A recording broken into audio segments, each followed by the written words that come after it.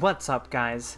I'm Rocket Grunt Mike, and I'm gonna help you build a team using Pokemon that you already have. There are many factors to consider when building a team, which can be overwhelming.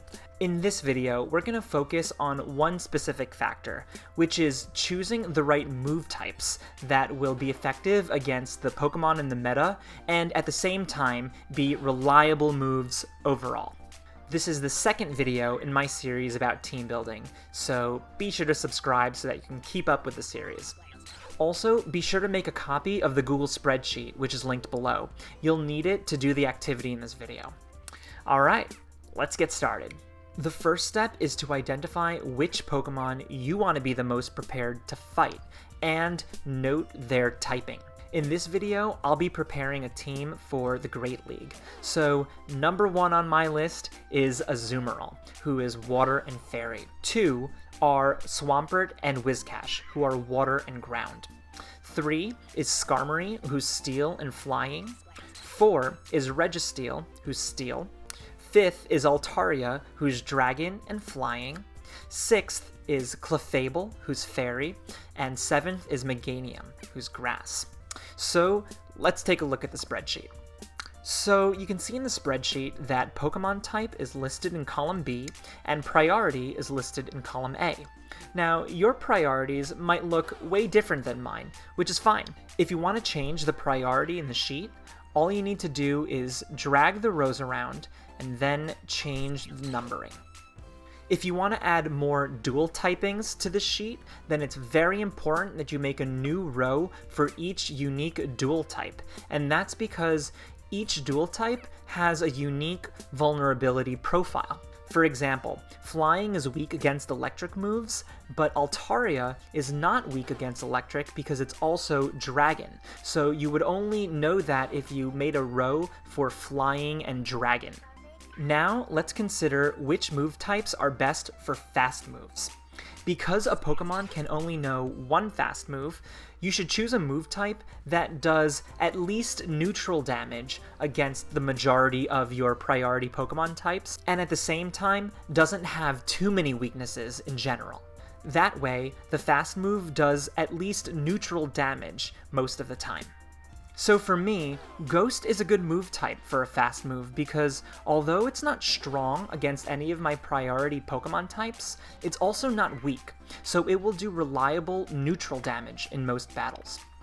Grass moves, on the other hand, are weak on too many of the priority Pokemon types to be a reliable type for fast moves. Charge moves are different. Since you can have 2 charge moves, it's less important that each one individually has good coverage. It's okay if one charge move is weak against some of your priority Pokemon types. What matters more is the combined coverage of the 2 charge moves.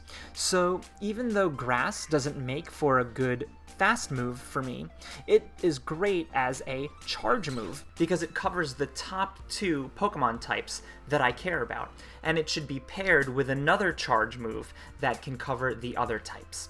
So now, in your spreadsheet, look at each move type and see if they would provide the coverage you're looking for, and pick the top 6 to 9. Then, go through your Pokemon and see which ones could learn 2 or even 3 of these move types. One great option for me is Linoone, because its best fast move is a Ghost type, and Ghost type is not weak against any of the Pokemon types I care about, so it'll perform consistently. And for its charge moves, Linoone can learn Grass, Electric, and Ground moves, all of which provide coverage that's valuable to me, so it's versatile. PvPoke is a great resource for knowing the move options for Pokemon, but one piece of advice: PvPoke recommends moves that are best for a Pokemon individually. In the context of team building, PvPoke's recommendations might not match the move types that you're looking for.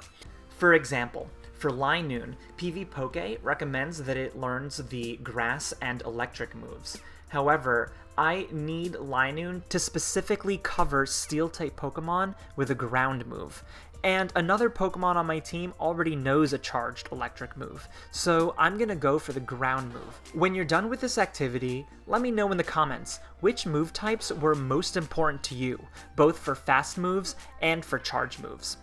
If you did the activity in part 1 of this series, then hopefully you have Pokemon that fit the criteria for both that activity and for this one. If so, you are honing in on Pokemon that will make for a good, well-rounded team. One more thing. It's important to note that move typing is just one factor to consider when choosing the right moves. There are other factors such as damage per turn and energy per turn. We'll cover that in another video. For now, this concludes part 2 of my series. If you thought this video was helpful, please give it a like and subscribe to this channel so that you don't miss the next video. Also, find me on Pokemon Go. My trainer code is listed below. Let's trade gifts, become ultra friends, and start battling together. Thanks for watching, and I'll see ya in the next video. Peace.